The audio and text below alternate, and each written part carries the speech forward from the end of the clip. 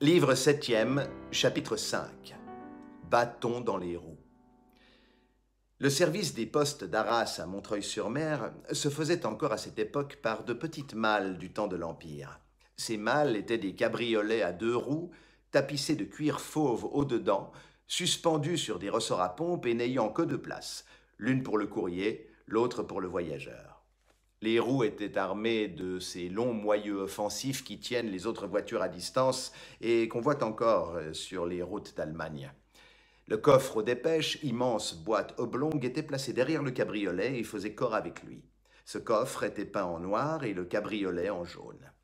Ces voitures, auxquelles rien ne ressemble aujourd'hui, avaient je ne sais quoi de difforme et de bossu, et quand on les voyait passer de loin et ramper dans quelques routes à l'horizon, elles ressemblaient à ces insectes qu'on appelle, je crois, termites, et qui, avec un petit corsage, traînent un gros arrière-train. Elles allaient du reste fort vite.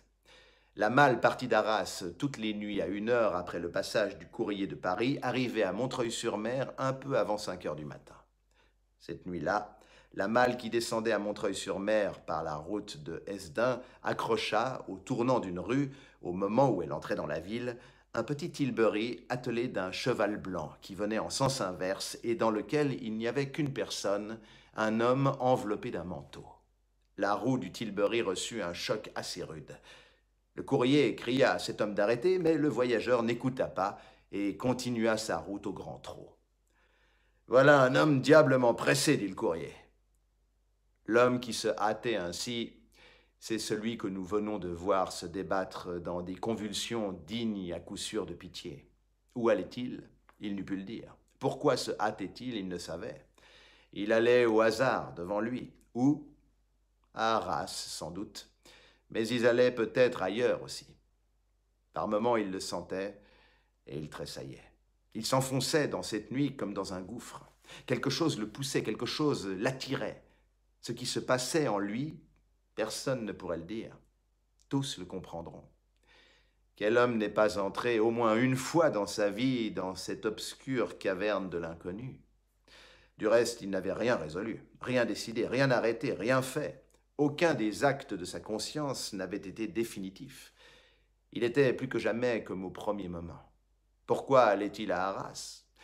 Il se répétait ce qu'il s'était déjà dit en retenant le cabriolet de Scaufflaire, que, quel que dût être le résultat, il n'y avait aucun inconvénient à voir de ses yeux, à juger les choses par lui-même, que cela même était prudent, qu'il fallait savoir ce qui se passerait, qu'on ne pouvait rien décider sans avoir observé et scruté, que de loin on se faisait des montagnes de tout, et qu'au bout du compte, lorsqu'il aurait vu ce Champmathieu, quelque misérable, sa conscience serait probablement fort soulagée de le laisser aller au bagne à sa place, qu'à la vérité, il y aurait là Javert et ce brevet, ce chenildieu, ce cochepaille ancien forçat qu'il avait connu, mais qu'à coup sûr il ne le reconnaîtrait pas. Bah, quelle idée! Que Javert en était à 100 lieues, que toutes les conjectures et toutes les suppositions étaient fixées sur ce Champmathieu, et que rien n'est entêté comme les suppositions et les conjectures, qu'il n'y avait donc aucun danger, que sans doute c'était un moment noir, mais qu'il en sortirait, qu'après tout, il tenait sa destinée, si mauvaise qu'elle voulut être, dans sa main, qu'il en était le maître. Il se cramponnait à cette pensée. Au fond, pour tout dire, il eût mieux aimé ne point aller à Arras. Cependant, il y allait.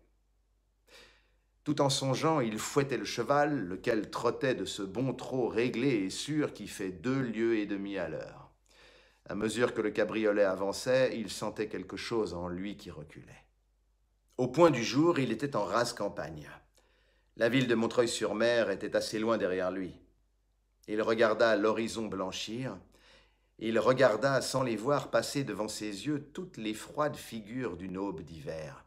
Le matin a ses spectres comme le soir. Il ne les voyait pas, mais à son insu et par une sorte de pénétration presque physique, ces noires silhouettes d'arbres et de collines ajoutaient à l'état violent de son âme je ne sais quoi de morne et de sinistre.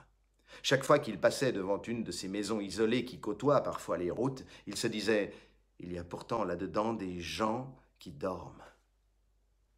Le trot du cheval, les grelots du harnais, les roues sur le pavé faisaient un bruit doux et monotone.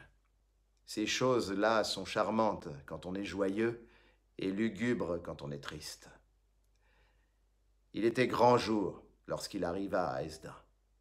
Il s'arrêta devant une auberge pour laisser souffler le cheval et lui faire donner l'avoine.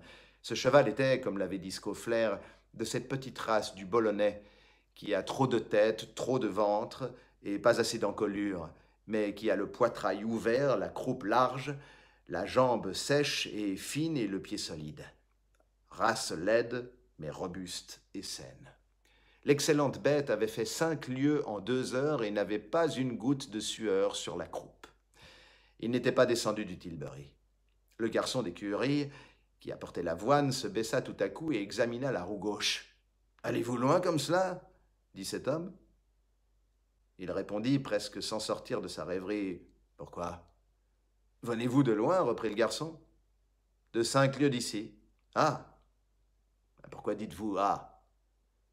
Le garçon se pencha de nouveau, resta un moment silencieux, l'œil fixé sur la roue, puis se redressa en disant « C'est que voilà une roue qui vient de faire 5 lieues, c'est possible, mais qui à coup sûr ne fera pas maintenant un quart de lieue. » Il sauta à bas du Tilbury. « Que dites-vous là, mon ami ?»« Je dis que c'est un miracle que vous ayez fait 5 lieues sans rouler, vous et votre cheval, dans quelque fossé de la grande route.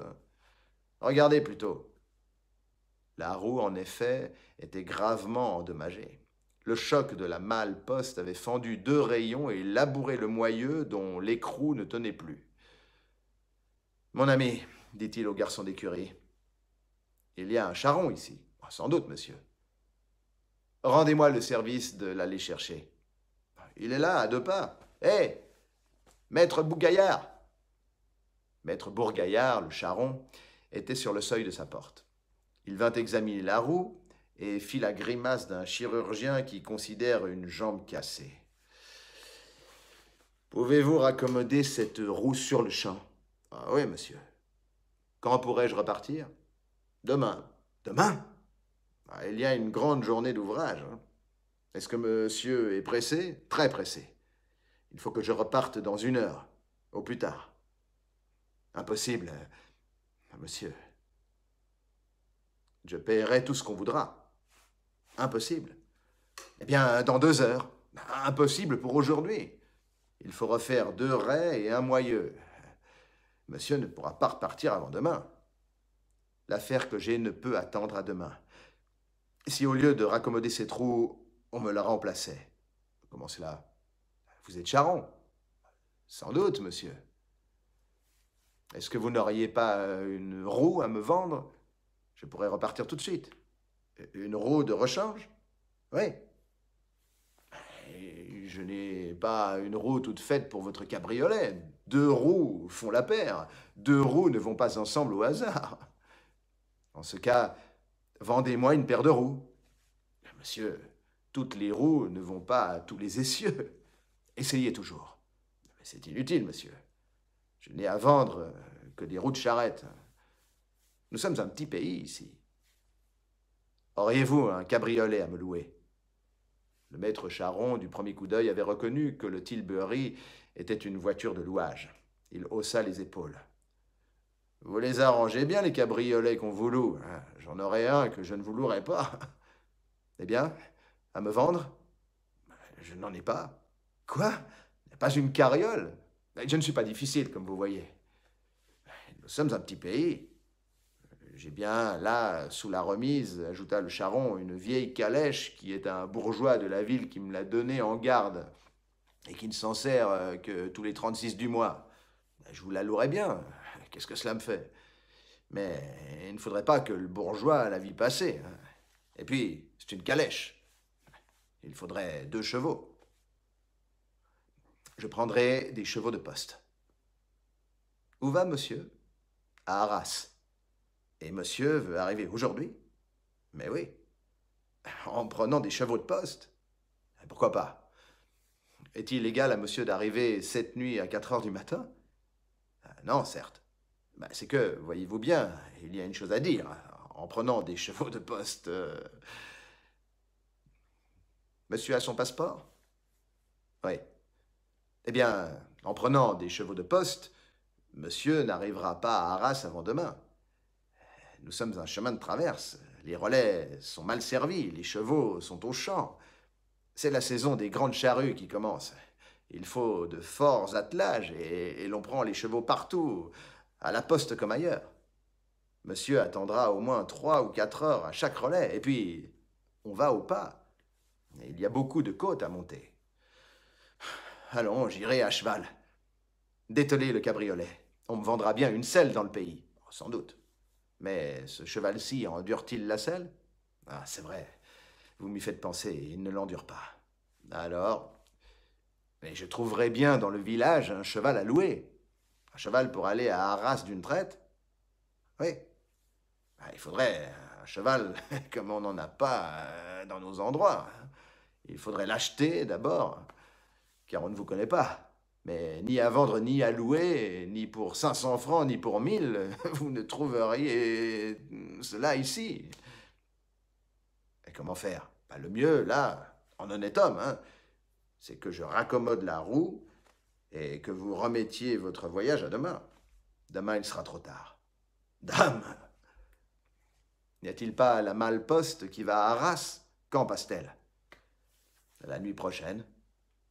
Les deux malles font le service la nuit, celle qui monte comme celle qui descend. Comment? Il vous faut une journée pour raccommoder ces trous. Une journée, et une bonne, hein? En mettant 2 ouvriers? En mettant 10. Si on liait les rayons avec des cordes. Les rayons, oui, le moyeu, non. Et puis, la jante aussi est en mauvais état. Y a-t-il un loueur de voitures dans la ville? Non. Y a-t-il un autre charron? Le garçon d'écurie et le maître charron répondirent en même temps en hochant la tête. Non. Il sentit une immense joie. Il était évident que la Providence s'en mêlait. C'était elle qui avait brisé la roue du Tilbury et qui l'arrêtait en route. Il ne s'était pas rendu à cette espèce de première sommation. Il venait de faire tous les efforts possibles pour continuer son voyage.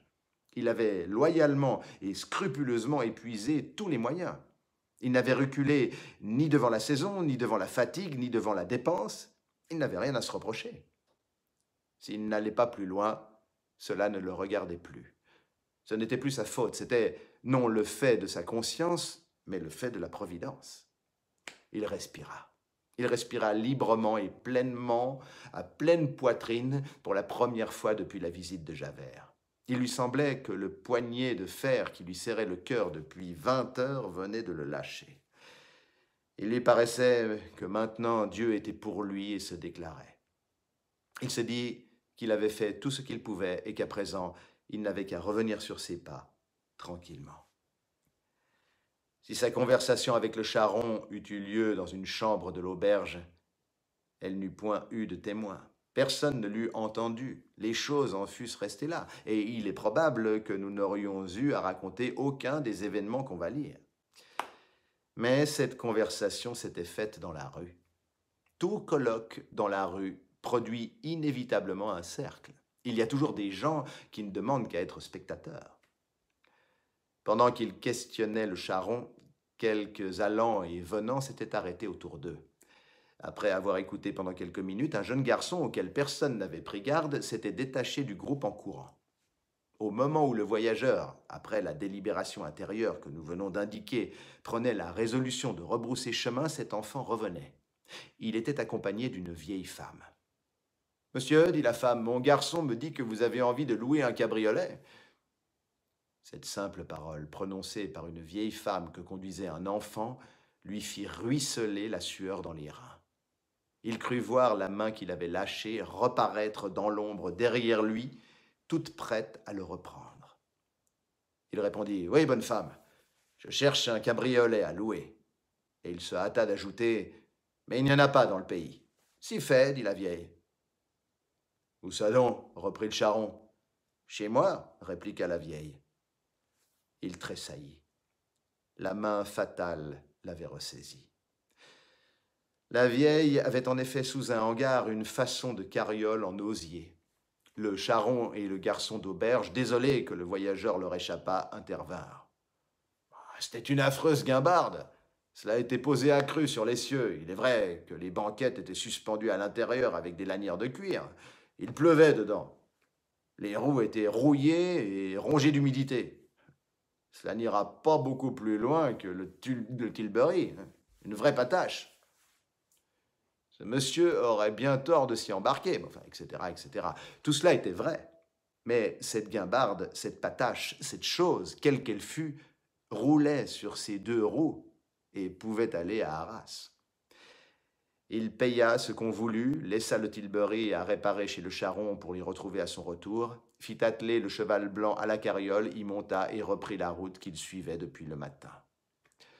Au moment où la carriole s'ébranla, il s'avoua qu'il avait eu l'instant d'auparavant une certaine joie de songer qu'il n'irait point où il allait. Il examina cette joie avec une sorte de colère et la trouva absurde. Pourquoi de la joie à revenir en arrière? Après tout, il faisait ce voyage librement, personne ne l'y forçait. Et certainement, rien n'arriverait que ce qu'il voudrait bien. Comme il sortait de Hesdin, il entendit une voix qui lui criait « Arrêtez! Arrêtez !» Il arrêta la carriole d'un mouvement vif dans lequel il y avait encore je ne sais quoi de fébrile et de convulsif qui ressemblait à de l'espérance. C'était le petit garçon de la veille. « Monsieur, dit-il, c'est moi qui vous ai procuré la carriole. »« Eh bien, vous ne m'avez rien donné. » Lui qui donnait à tous, et si facilement, il trouva cette prétention exorbitante et presque odieuse. « Ah, c'est toi, drôle, dit-il. Tu n'auras rien. » Il fouetta le cheval et repartit au grand trot. Il avait perdu beaucoup de temps à Hesdin. Il eût voulu le rattraper. Le petit cheval était courageux et tirait comme deux. Mais on était au mois de février, il avait plu, les routes étaient mauvaises. Et puis, ce n'était plus le Tilbury. La carriole était dure et très lourde. Avec cela, force montée. Il mit près de 4 heures pour aller de Hesdin à Saint-Paul. 4 heures pour 5 lieues. À Saint-Paul, il détela à la première auberge venue et fit mener le cheval à l'écurie. Comme il l'avait promis à Scaufflaire, il se tint près du râtelier pendant que le cheval mangeait. Il songeait à des choses tristes et confuses. La femme de l'aubergiste entre dans l'écurie. « Est-ce que monsieur ne veut pas déjeuner ?»« Tiens, c'est vrai, dit-il. J'ai même bon appétit. » Il suivit cette femme, qui avait une figure fraîche et réjouie. Elle le conduisit dans une salle basse où il y avait des tables ayant pour nappe des toiles cirées. « Dépêchez-vous, reprit-il, il faut que je reparte. Je suis pressé. » Une grosse servante flamande mit son couvert en toute hâte. Il regardait cette fille avec un sentiment de bien-être. « C'est là ce que j'avais, pensa-t-il. Je n'avais pas déjeuné. » On le servit, il se jeta sur le pain, mordit une bouchée, puis le reposa lentement sur la table et n'y toucha plus. Un routier mangeait à une autre table et dit à cet homme « Pourquoi leur pain est-il donc si amer ?» Le routier était allemand et n'entendit pas. Il retourna dans l'écurie près du cheval. 1 heure après, il avait quitté Saint-Paul et se dirigeait vers Tinques, qui n'est qu'à 5 lieues d'Arras. Que faisait-il pendant ce trajet? À quoi pensait-il? Comme le matin, il regardait passer les arbres, les toits de chaume, les champs cultivés et les évanouissements du paysage qui se disloquent à chaque coude du chemin. C'est là une contemplation qui suffit quelquefois à l'âme et qui la dispense presque de penser. Voir 1000 objets pour la première et pour la dernière fois, quoi de plus mélancolique et de plus profond. Voyager, c'est naître et mourir à chaque instant. Peut-être dans la région la plus vague de son esprit faisait-il des rapprochements entre ces horizons changeants et l'existence humaine. Toutes les choses de la vie sont perpétuellement en fuite devant nous. Les obscurcissements et les clartés s'entremêlent. Après un éblouissement, une éclipse. On regarde, on se hâte, on tend les mains pour saisir ce qui passe. Chaque événement est un tournant de la route. Et tout à coup, on est vieux. On sent comme une secousse. Tout est noir. On distingue une porte obscure. Ce sombre cheval de la vie qui vous traînait s'arrête et l'on voit quelqu'un de voilé et d'inconnu qui le dételle dans les ténèbres. Le crépuscule tombait au moment où des enfants qui sortaient de l'école regardèrent ce voyageur entrer dans Tinques. Il est vrai qu'on était encore au jour court de l'année. Il ne s'arrêta pas à Tinques. Comme il débouchait du village, un cantonnier qui empierrait la route dressa la tête et dit « Voilà un cheval bien fatigué. » La pauvre bête, en effet, n'allait plus qu'au pas. « Est-ce que vous allez à Arras ?» ajouta le cantonnier. « Oui. Si vous allez de ce train, vous n'y arriverez pas de bonne heure. » Il arrêta le cheval et demanda au cantonnier « Combien y a-t-il encore d'ici à Arras ?»« Près de 7 grandes lieues. »« Comment cela? Le livre de poste ne marque que 5 lieues et un quart. »« Ah, reprit le cantonnier, vous ne savez donc pas que la route est en réparation? Vous allez la trouver coupée à un quart d'heure d'ici. Pas moyen d'aller plus loin. »« Vraiment? Vous prendrez à gauche le chemin qui va à Carency. Vous passerez la rivière et quand vous serez à Camblin, vous tournerez à droite. C'est la route de Mont-Saint-Éloi qui va à Arras. »« Mais voilà la nuit, je me perdrai. Vous n'êtes pas du pays? Non? Avec ça, c'est tout chemin de traverse. »« Tenez, monsieur, reprit le cantonnier. Voyez-vous que je vous donne un conseil. Votre cheval est là. Rentrez dans Tinques. Il y a une bonne auberge. Couchez-y, vous irez demain à Arras. Il faut que j'y sois ce soir. Ah ben, c'est différent. Alors, allez tout de même à cette auberge et prenez-y un cheval de renfort.